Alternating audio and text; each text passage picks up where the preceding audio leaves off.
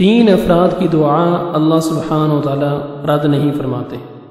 ان کی شخصیت کا لحاظ کرتے ہوئے اللہ سبحانہ و تعالی ان کی دعاؤں کا فوراً جواب دیتے ہیں اور ان کی دعاؤں کو اللہ سبحانہ و تعالی قبول فرماتے ہیں۔ وہ کون سے تین افراد ہیں؟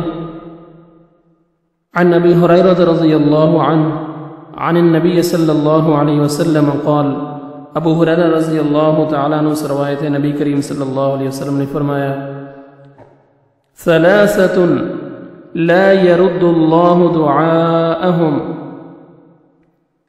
اللہ تعالیٰ تین قسم کے آدمیوں کی دعا رد نہیں کرتا۔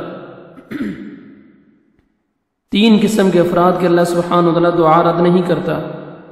پہلا، الذاکر اللہ کثیرا، کثرت کے ساتھ اللہ کا ذکر کرنے والا۔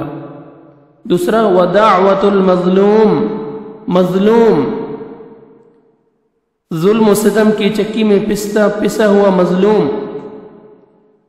تیسرا، والامام المقسط، انصاف کرنے والا حکمران۔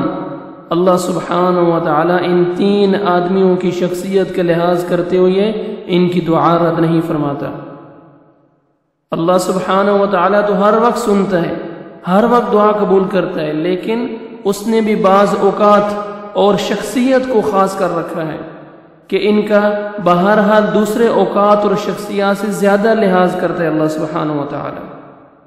مثلا عام آدمی کے بجائے جب اللہ کا کثرت کے ساتھ ذکر کرنے والا جب اللہ کے سامنے ہاتھ پھیلاتا ہے، اللہ سبحانہ و تعالی اس کی دعاؤں کو قبول کرتے ہیں۔